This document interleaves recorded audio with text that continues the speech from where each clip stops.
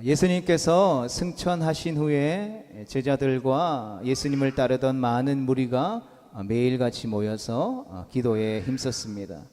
왜냐하면 주님께서 승천하시기 전에 간곡하게 당부하신 말씀을 기억했기 때문입니다. 오늘 본문의 배경은 예수님께서 승천하신 지 열흘이 될 무렵, 때는 유대인의 절기로 오순절을 맞고 있는 때입니다. 이 오순절은 또 다른 말로 칠칠절로서 유대인들이 밀을 수확한 이후에 그 밀을 허락하신 하나님 앞에 감사의 제사를 드리던 절기였습니다. 본문 사도행전 2장 1절은 저들이 한 곳에 모여 있었다라고 하는데, 성경학자들은 이 한 곳이 바로 마가의 집, 마가복음을 기록한 그 마가의 집, 혹은 마가의 어머니인 마리아의 집이라고 주장합니다. 오순절을 맞은 그날 저들이 기도하는 중에 갑자기 급하고 강한 바람 같은 소리가 들리게 됩니다. 그 소리가 얼마나 강한지 저들이 앉은 온 집을 요란하게 흔들었다라고 성경이 기록하고 있습니다. 그리고 3절에서 보는 바와 같이 활활 타오르는 듯한 불꽃이 혀와 같이 갈라져서 각 사람의 머리 위에 머무르게 되죠. 이에 기도하던 각 사람은 각자 성령의 인도하심을 따라 방언, 곧 다른 나라의 말로 말하기 시작했습니다. 마가의 집은 이 많은 사람의 방언 소리와 성령 하나님께서 역사하셔서 움직이는 소리가 어우러져서 하나의 거대한 소음을 만들어내게 되죠. 이 소리가 얼마나 컸던지 마치 오순절을 맞아 예루살렘에 제사를 드리러 왔던 많은 사람들이 이 소리를 듣게 되었다라고 성경이 기록하고 있습니다.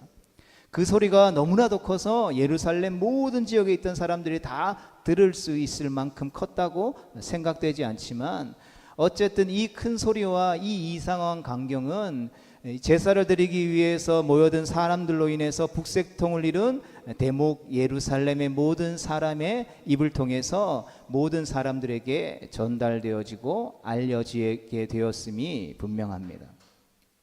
따라서 마가의 집에 일어난 이상하고 충격적인 이 광경을 구경하려는 거대한 무리가 모여들게 된 것이죠. 그런데 많은 사람들은 하나의 신기한 사실을 발견하게 됩니다. 오늘 본문 5절부터 8절까지의 말씀을 같이 보겠습니다. 시작.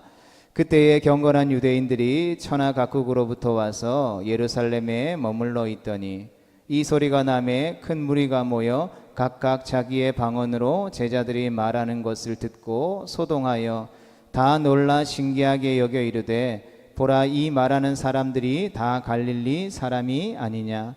우리가 우리 각 사람이 난 곳 방언으로 듣게 되는 것이 어찌 됨이냐. 아멘. 그 자리에는 여러 나라 각국에서 예배드리러 온 다양한 인종들이 모여 있었습니다. 당시의 사람들이 세계라고 일컫는 지금의 유럽과 지중해와 북아프리카 지역, 그리고 아라비아 반도에 살고 있는 모든 민족들이 그 가운데 있었다라는 것이죠. 이들은 성령 충만하여 기도하는 주님의 제자들이 각자 자신들이 알아들을 수 있는 언어로 말하는 것을 듣고 큰 충격을 받게 됩니다. 그리고 그들은 한결같이 놀라서 서로 쳐다보며 물어보게 되는 것이죠. 이게 도대체 어찌 된 일이지?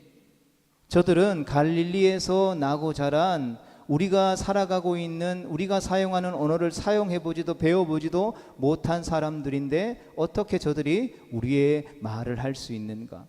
또 어떤 사람들은 저 사람들이 대낮부터 술에 취해서 술주정을 한다라고 비방하기도 했습니다. 이때 기도하던 사람들 가운데 있던 베드로가 일어나서 사람들이 질문하는 그 질문에 대답하기 시작하죠. 베드로에 따르면 이 일은 선지자의 예언이 성취된 것이라는 것입니다. 요엘 선지자는 요엘 2장 28절 이하의 말씀을 통해서 말세에 하나님께서 모든 남녀에게 또 노소에게 당신의 영을 부어주신다라고 했는데, 지금 이것이 바로 그 예언의 성취라는 것입니다. 복잡한 듯 하지만 베드로가 설명하고 있는 것은 매우 간단합니다. 이날의 이 엄청난 구경거리는 성경에서 선지자들이 이미 일찍이 예언한 것들이 이루어진 것이라는 것이죠.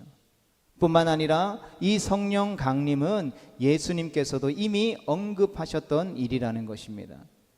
예수님은 하나님의 아들이시며 바로 며칠 전에 십자가에서 죽었다가 다시 살아나셔서 하늘로 올라가셨다라는 것이죠. 그리고 아버지 하나님으로부터 성령을 허락받으시고 약속하신 대로 당신을 믿는 모든 사람들에게 그 성령을 나누어 주셨다라는 것입니다. 그래서 베드로는 사도행전 2장 33절의 말씀을 통해서 이렇게 고백합니다. 같이 읽어보겠습니다. 시작. 하나님이 오른손으로 예수를 높이시매 그가 약속하신 성령을 아버지께 받아서 너희가 보고 듣는 이것을 부어 주셨느니라. 아멘. 여러분, 우리는 베드로의 이 말을 주목해 볼 필요가 있습니다. 오순절날에 임했던 이 엄청난 광경을 본 사람들은 그저 신기한 현상에만 관심을 기울였습니다. 그러나 사도 베드로의 설명에 따르면 우리가 관심을 가져야 하고 우리가 주목해야 할 것은 어떤 신비롭고 신기한 현상이 아니라 딴 곳에 있다라는 것이죠. 즉 예수님께서 하나님의 아들 되심을 가장 분명하게 보여주는 증거가 예수 그리스도의 십자가 죽음과 부활 사건이라는 것, 그리고 이 성령 강림 사건은 그가 하나님의 아들로서 이 세상의 통치자가 되심을 온 세상 가운데 공개적으로 발표하는 의미가 있다라는 것입니다. 다시 요약하면 베드로는 다음과 같은 두 가지를 말합니다. 같이 읽어보겠습니다. 시작. 첫째, 이 일은 이미 오래전부터 예언되었던 일이다. 둘째, 이 일의 주도적인 인물은 예수 그리스도이시다. 아멘. 여러분, 무엇보다 중요한 초점은 이 강력하고도 인상적인 성령의 역사는 인류를 구원하기 위해 십자가에 달려 죽었다가 다시 살아나신 예수 그리스도가 온 우주 만물의 통치자로서 취임했다라는 사실을 공개적으로 선언하기 위함이라는 것이죠.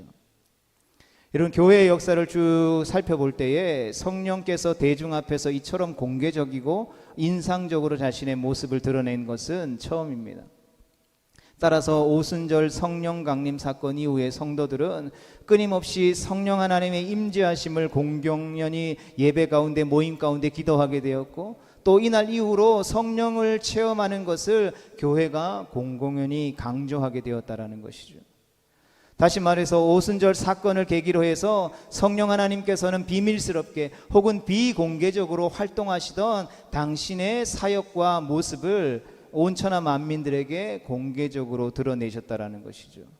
그래서 이날 이후로 교회는 교리를 통해서 혹은 실제적인 신앙생활을 통해서 끊임없이 이 성령을 받아야 한다고, 이 성령으로 우리의 삶이 충만케 되어져야 한다라고 끊임없이 가르치고 있는 것이죠. 아니, 성령을 받고 그분을 체험하지 않고서는 참된 성도라고 할 수 없다라고 가르친다라는 것이죠. 사랑하는 성도 여러분, 성령 받으셨습니까? 바라기는 우리 모두가 이 성령을 받으시기를 주님의 이름으로 축원합니다. 이 성령으로 충만케 된 성도 되어질 수 있기를 주님의 이름으로 축원합니다. 우리는 여기서 잠시 이 성령님에 관한 지식을 정리해 볼 필요가 있습니다. 성령님은 삼위일체 되신 하나님의 세 위격 가운데의 하나이시죠.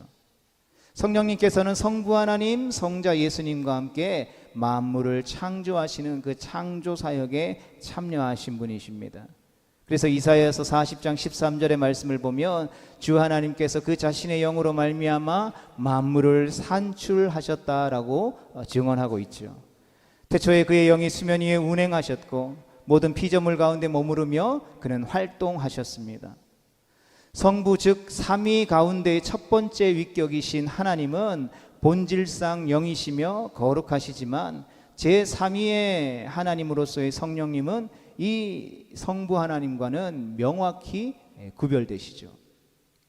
하나님은 이 영으로 말미암아 하늘을 단장하셨고 지면을 새롭게 하시고 인간을 살리시고 인간의 코의 기운을 보존하시며 총명과 지혜를 주실 뿐만 아니라 심지어 풀과 꽃의 생기를 주기도 하시는 분으로 성경에 증언되어지고 있습니다.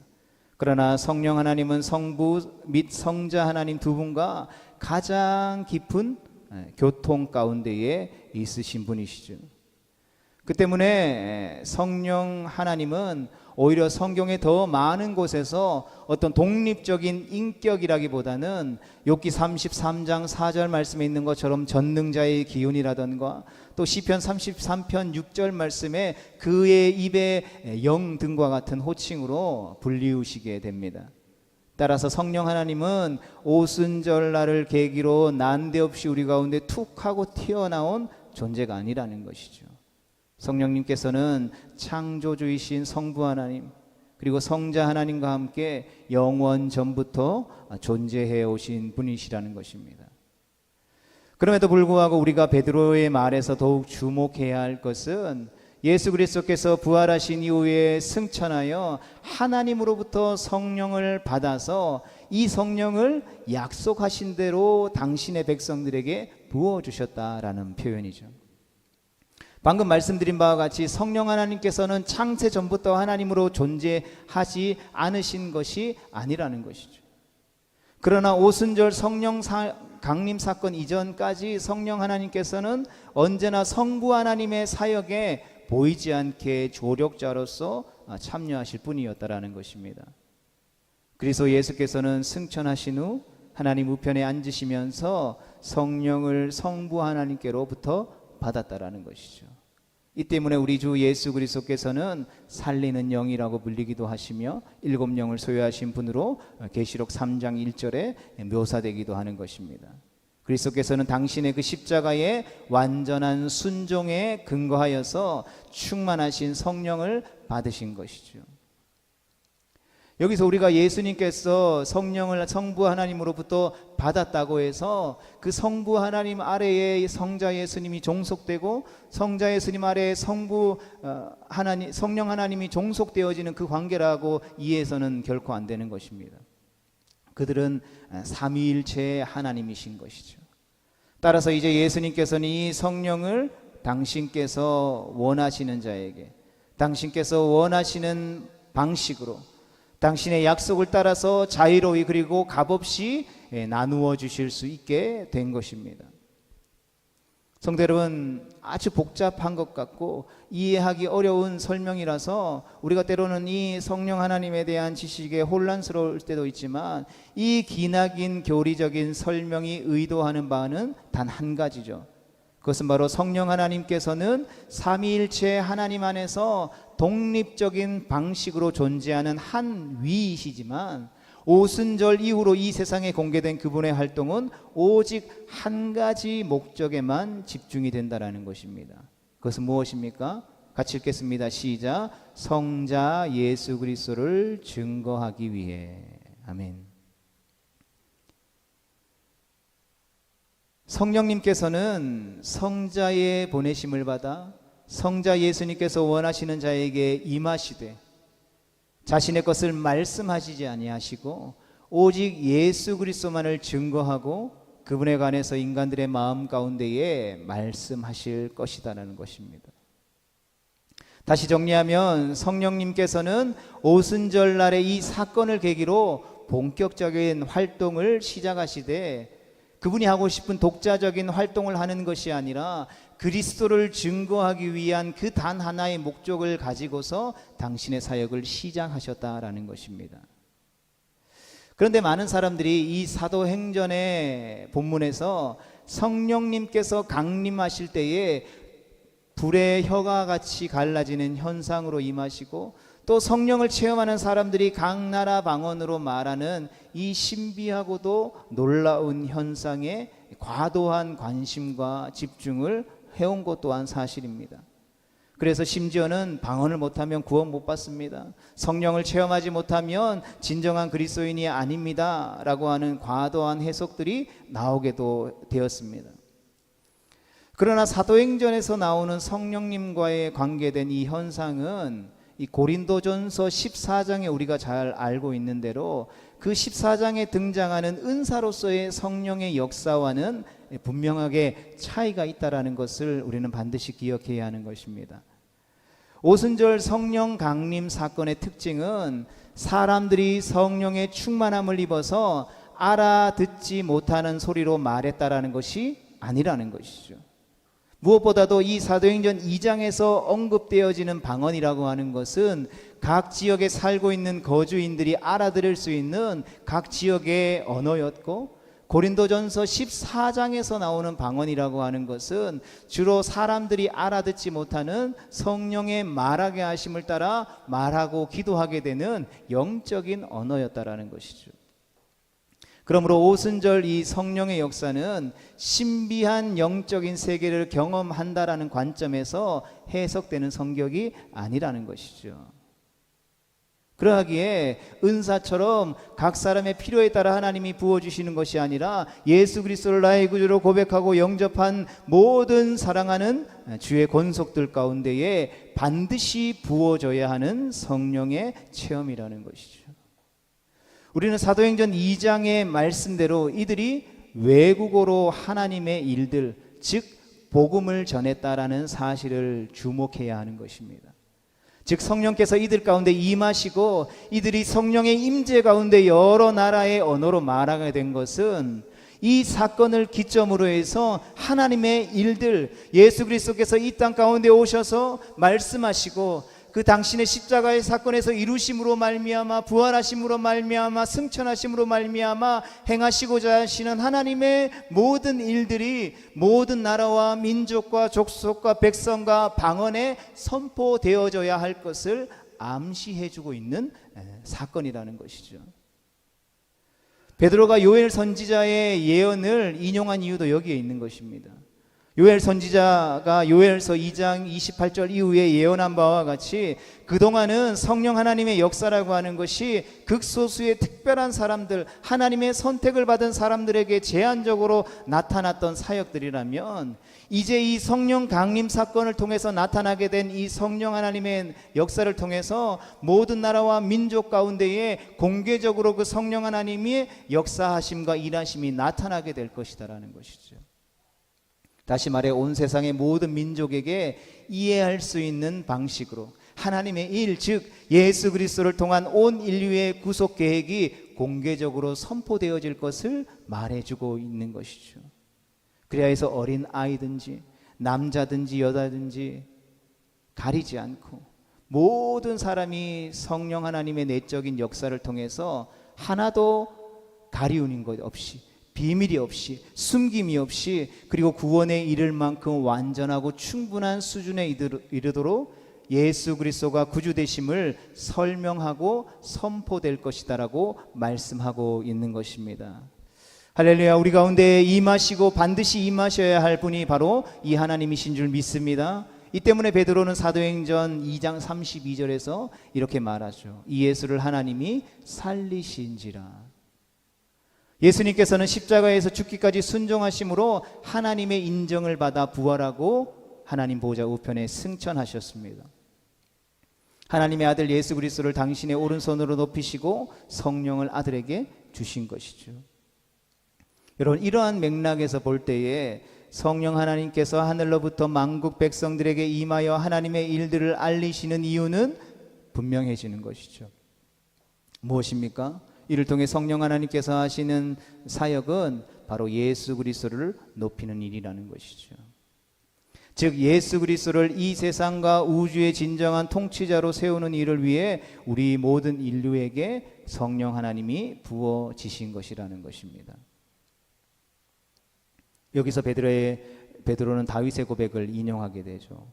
사도행전 2장 34절과 35절의 말씀을 통하여서 같이 읽어보겠습니다. 시작. 주께서 내 주에게 말씀하시기를 내가 내 원수로 내 발등상이 되게 하기까지 너는 내 우편에 앉아있으라 하셨도다 하였으니. 아멘.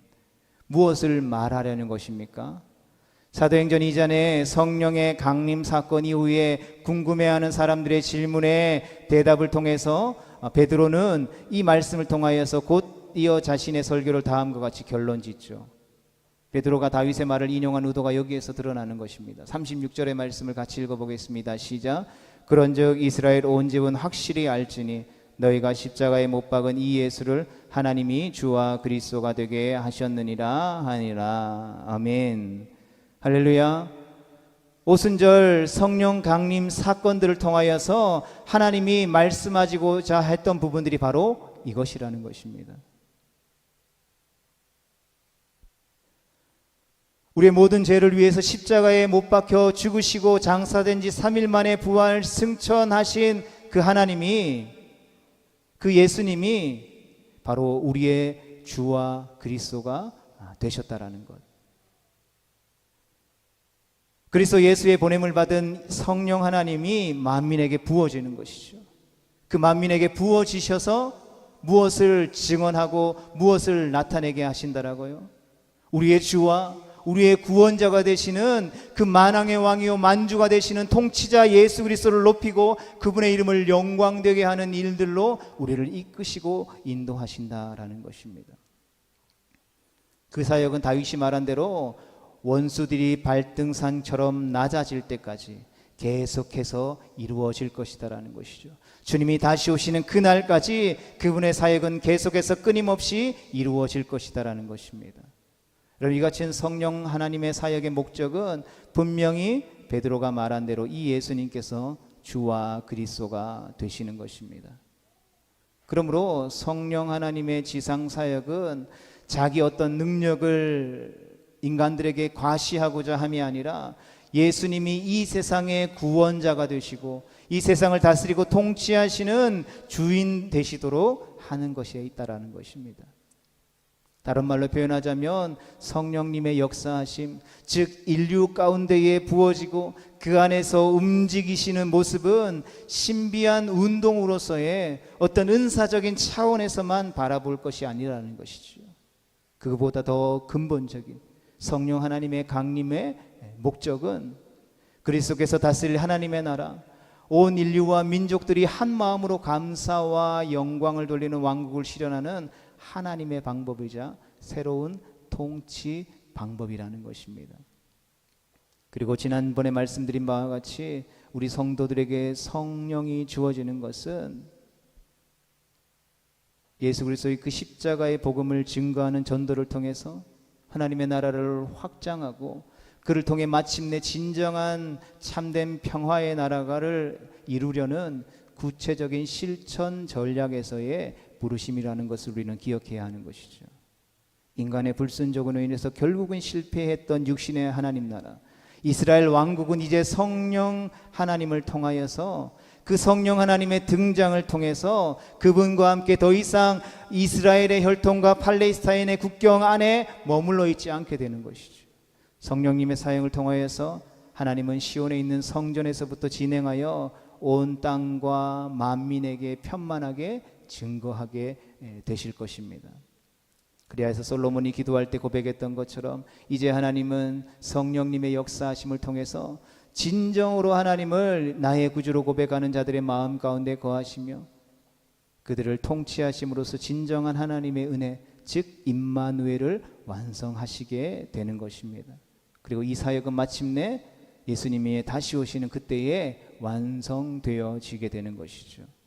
영광의 나팔 소리와 호령 소리와 함께 우리 주 예수 그리스도께서 다시 오실 그때에 요한계시록 21장 22절의 말씀처럼 가시적인 성전이 다시 없고 주 하나님 및 어린 양 예수 그리스도께서 영원하고 완전한 성전이 되시는 진정한 임마누엘이 실현되게 되어지는 것입니다. 그 시작이 바로 이 오순절 성령 강림 사건의 우리 핵심이자 메시지인 것이죠. 사랑하는 성도 여러분, 이제 말씀을 좀 정리하면서 이 성령은 우리가 받고 싶다고 해서 받을 수 있는 것이 아니죠.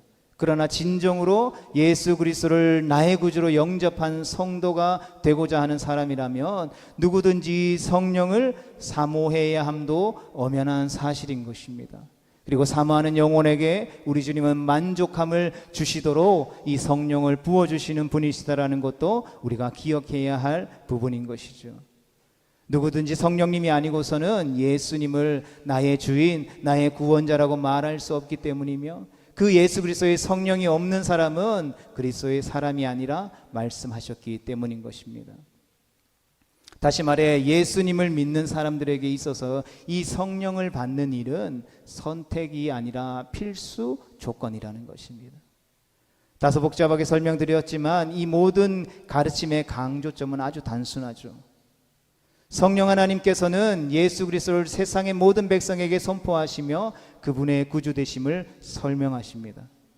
따라서 성도들이 성령 체험해야 하는 것은 이제까지 알지 못했던 신비한 영적인 체험을 하는 것에 목적이 있는 것이 아니라, 그것이 불필요하다라는 것이 아니라, 그것이 우선적인 목적이 아니라, 성도들이 방언하고 예언하며 병을 고치는 것은 성령의 신비한 힘을 과시하거나 은사를 가진 사람의 영적 수준이 더 높다라는 것을 나타내 보이는데 있지 않다라는 것이죠. 그것은 성령을 받았을 때 우리가 누릴 수 있는 유익 가운데 하나일 뿐이라는 것입니다. 그러한 일들이 일어나지 않는다라고 해서 우리가 성령을 받지 않은 것이 아니고, 그러한 일들이 우리 가운데 나타나지 않는다라고 해서 우리가 예수 믿는데 부족함이 있다라는 것을 말하는 것이 아니라는 것이죠. 성도가 성령 하나님을 깊이 체험하는 것은 그 성령 하나님께서 증거하시는 바 예수 그리스도를 믿고자 하는 데에 가장 첫 번째 목적이 있다라는 것이죠. 성령 하나님께서 우리 가운데 반드시 임해야 하는 이유는 우리가 이 말씀을 통하여서 지금 듣고 있는 이 예수 그리스도를 나의 구주로 고백하고 그분이 만왕의 왕이요 만주의 주가 되신다라는 사실들을 믿고 우리의 삶의 모든 영역이 그분의 다스림과 통치함에 있다라는 사실들을 깨닫는 것의 첫 번째 목적이 있다라는 것입니다. 그리고 그 사실을 이 성령 하나님을 통해서 깨닫고 믿게 된 자들은 동일하게 그 성령이 역사하고 인도하시는 대로 우리를 부르신 삶의 모든 자리 가운데에서 예수님이 우리의 주와 그리스도가 되신다라는 사실들을 땅끝까지 주여 오시는 그날까지 선포하게 되어지는 것입니다. 이것이 성령 하나님이 이 오순절 강림 사건들을 통해서 주님의 몸된 교회 가운데 말씀하시고자 하셨고, 그 성령 하나님이 오신 첫 번째 목적이라는 것이죠. 그리고 고린도전서 14장에 나오는 은사로서의 성령 하나님의 선물은 그러한 예수 그리스도를 증거하고 하나님의 나라를 이루어가며 땅끝까지 복음을 증거하는 일들 가운데에 필요하다면 하나님이 선물로 주시는 은사라는 것이라는 것입니다.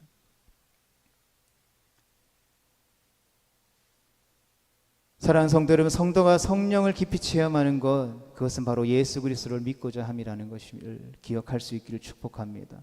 성령 하나님께서 증거하시는 바 그리스도 예수의 순종과 낮아지심, 그 죽음과 부활, 그리고 승천과 높아지심을 보고 듣고 믿어서 그분의 충만하신 인격에 이르기까지 변화되어지는 삶을 살고자 함이라는 것을 깨달을 수 있기를 주님의 이름으로 축복합니다.